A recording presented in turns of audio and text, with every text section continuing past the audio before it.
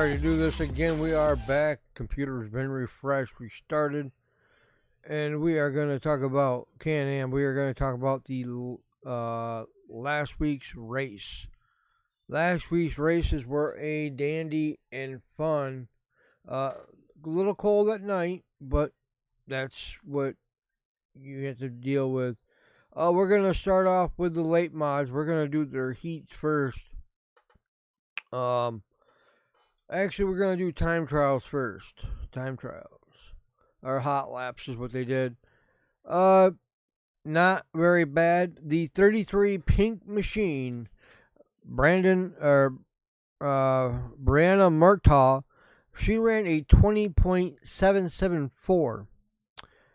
Club Howard, the 90, he ran a 20.9878.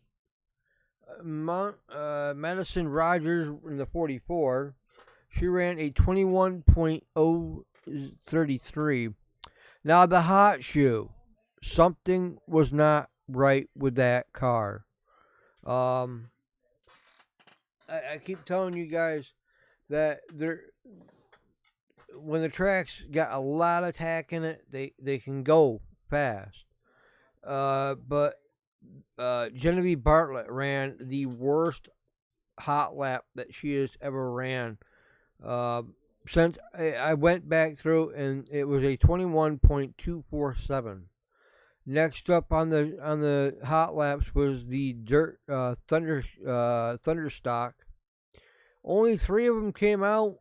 The 21V of Corey Vanel, he ran a 23.548. Michael Greenfield, wow, 23.984. And Kobe Hubbard in the 28, he ran a 26.718. The next one up for their hot laps was the 358 modifieds, and they ran the fastest one. We're only going to do the top ones. The top 4. We're going to do the top 4. Sean Shaw in the 7S, he ran a 19.633. Billy Dunn in the 1, the only Billy Dunn in the 49, he ran a 19.812. Scott Webb in the 18 W, he ran a 19.951. In the winner, the championship that went to last night on the 30th, Lance Wilkes in the 31, he ran a 20.009. Next up for their hot laps on the track was the Sportsman. Hold on.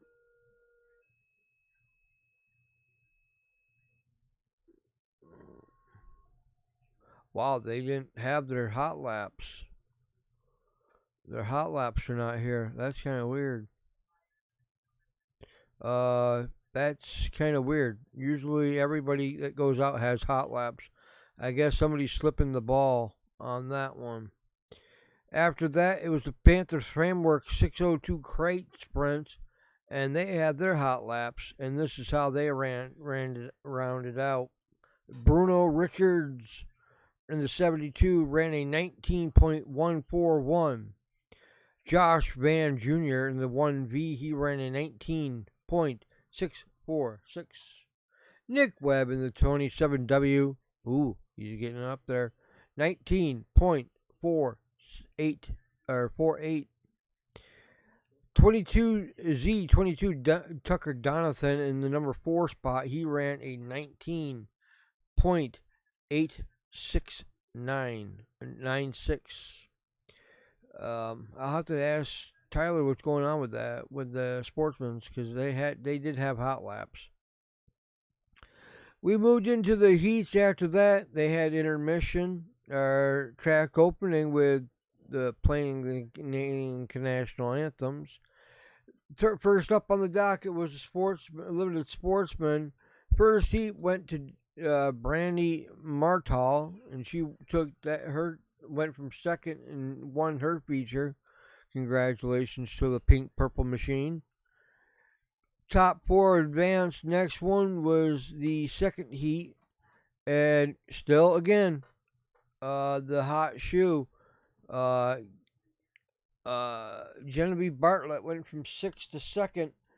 And she did pretty good, but Madison Rogers in the 44 kept it on and kept the heat on and won the heat. Next one's up was the Thunder Cards for their two heat lap, and this is how they wound it out. And you guys can go back and watch the video. 1B of Courtney Vanell. He went from 6th and got up to 1st. Top 4 advanced. Francis White in the 60. Now he wasn't doing really good in the heat. Next one up was Michael Greenfield in the 17. He went from 3rd and took 1st. The 22 of Tony Fresno went from 2nd and stayed there. And last but not least, Anthony St. Mary in the 111J. He went from 4th and took 3rd. After their heats were done, it was time for the 358s in their two heats. This is how they went. First heat, the only Tyler Meeks walked away, stayed in 1st and walked away. The Billy Dunn went from 6th and got 2nd. Scott Webb in the 66 went from 3rd and stayed there. Lance Wilkes in the 31 went from 7th to 4th and stayed there. Top 5 advance. 18 of Kenneth Draper. He did pretty good. Went from 8th and got 5th. Next heat up on the docket.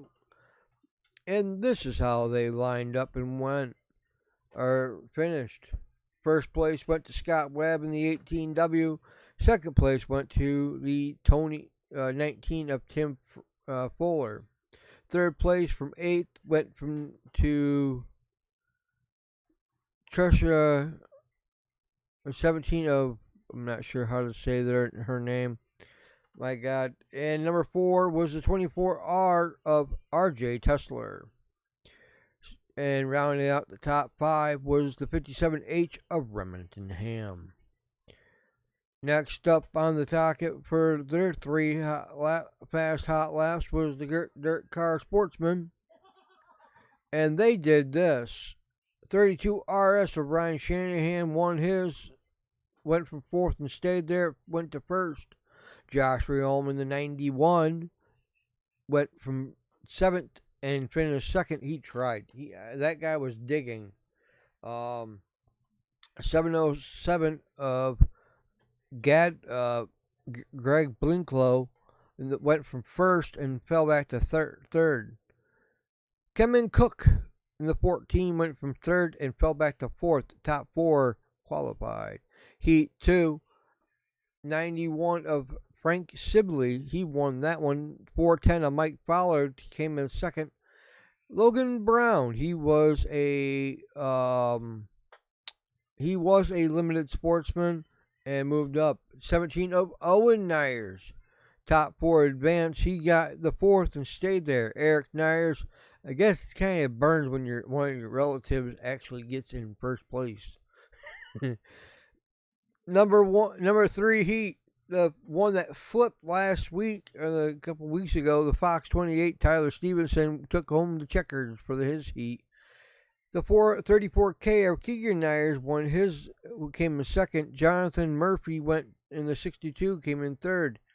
Richard Murtaugh in the 33 came home 4th. After that, it was the 602 crates, and their sprints went like this of 2 heats. 25 of George Stanford brought home the win. 28 of Tucker Donathan tried to dig it in there, but he couldn't. Tiger Chapman in 271, he went from 6th and went to 3rd. Guy, I'm not sure how, Gilson in 93 went from 8th to 4th. Top 4 advanced. And and then we're gonna get into the DNFs because there was a lot. Heat 2, Jonathan Liberty in the 6th one hit, took that one home. Scott Webb in the 27W, he won the second. Bruno Richards in the 72 came in third and stayed there. Josh Van Jr. went from 5th to 4th. Top 4 advanced. The rest of them fell tail. Finally, we went to the features, and this is what I wanted to talk about. With the limited sportsmen, a lot of DNFs. Haley Brownell, DNF. 11, the hot shoe. What happened to my hot shoe?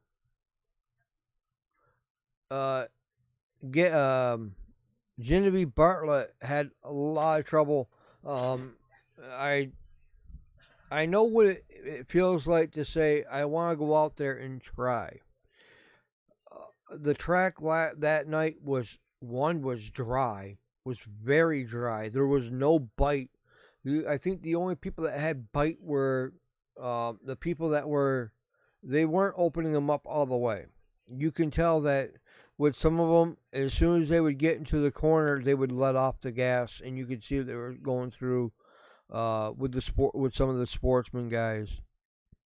Tim Haley in the 40X, he didn't make it. 35P of Patrick Kiddo, he didn't make it through the full run. Josh Rickards in the 4, he did 2 laps maybe and then pulled off. Hennessy Howard in the 21, he didn't make it either. So, guys, it's just one race. It's nothing biggie. Next one up with a lot of DNFs was, even in their heats, they had a lot of DNFs. Jordan Gilson in the 22J, he pulled off. 111J of Anthony St. Mary, he didn't make it. 19 of Corin Buster, he made maybe one lap, and then you could tell that his car wasn't right. The next one up on the list was the Big Block Modified to 358 Modifieds. 2 people did not make the track. Cameron Black from the back did not even remotely get up to snuff. Andrew Howard still has smoke. I would like to know what the smoke is from. It's either a burnt ring in one of his cylinders, a hose that's leaking that needs a new hose. When we got there, they were doing just doing hot laps, and I heard them on the radio say that, or the announcer say that he had smoke coming out the rear end. So I know 21 of Andrew Howard. I'm hoping that next week, which I'm praying to God that we don't have any rain, but it looks like it's going to get rained out. And I'm praying to God that it doesn't. Cameron Black, he did go out for a few laps and then pulled it in. The next one was the Sportsman's, and only 4 DNFs. 88 of David Kursky, I'm hoping I say that right. He pulled in. He didn't finish the race. Gordon, I'm not sure how to say it, 9B, he pulled off. Cameron Cook, some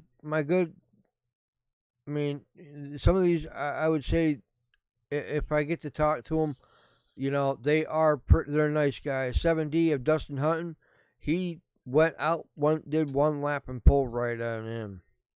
The only one that did not have anybody one DNF was the Sprints. That was a 74 of William Fisher.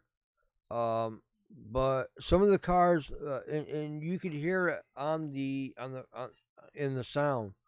One of the cars, and I think it was the Sportsman. Um, I thought for sure the car was going south because of the backfiring it did. It even did it in the hot laps. It backfired so much that it wasn't even funny. It's like they're and some of the guys are getting and gals are getting hand-me-downs from other people's crap they're selling. It is very expensive to buy any of this stuff. The engines have to come sealed. They can't do any work. They can't change any of the. From what I was told, they can't do anything with these engines. These engines are sealed by dirt. Dirt is actually getting kind of picky about what they run. Uh, and they're getting kind of picky about what they do to these engines. Some of the videos, if you look real closely, some of the Sportsmen and some of the 358 modifieds, the front driver's side wheel comes about that far up off the ground, and it's because they're trying to make it so that um, there's a saw. From what I was told by, and they used to run there, and I did do an interview with him. And I don't remember his name, but he did a late model. He said that if you put a softer spring in one side, and that would be the other side of the rear tire, you're going to get a better pitch. But you can tell the difference between last week's track and this week's track. It was a whole lot smoother, whole lot better. You didn't see any bumping around. You didn't see any cars coming bumping. I will tell you that the 52 of Jessica Powers did hit, and she went a little airborne. She did hit an inlet tire. So, and luckily she did. She was started 15th and got up to 8th. So, you know, I wish it was a top 5. This is a person that is a top 5 woman. There's a lot of people that I've seen do a lot of females are coming out and saying, I want to try this, I want to do this. Ladies, if your daughter is, I think, 9 to 10 years old, and they want to do this, start them out with the Sportsman and work them up. Find somebody to give them track time. That's the one thing that somebody told me. Track time, track time, track time. Yes, it's going to cost a lot, but if they are, in like Tyler's daughters, when I first met them, it was when they were at the mall, and it was before it was as he was owning Can-Am. Both of his daughters raced at the go-kart track, and I wish I could have gotten out there.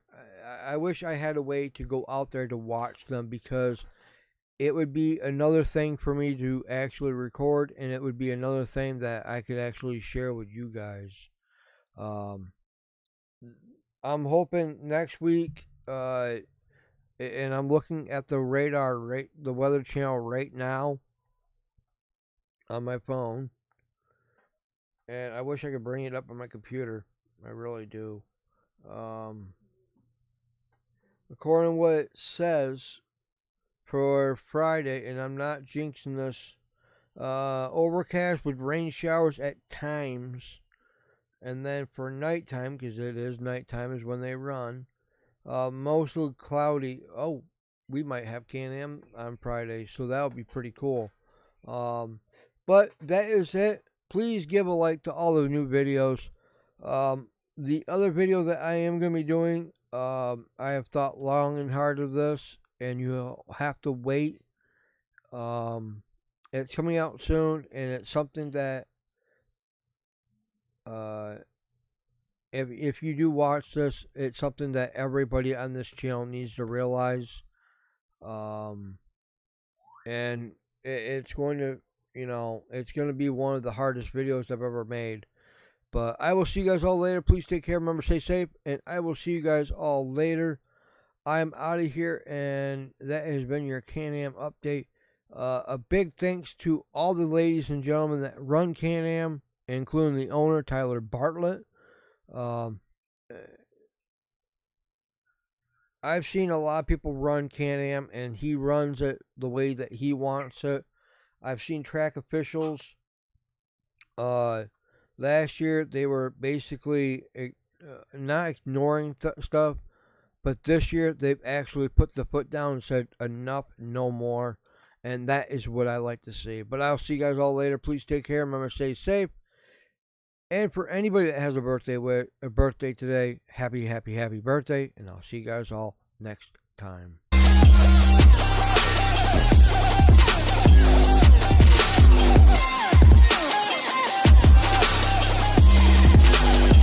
About to turn it on.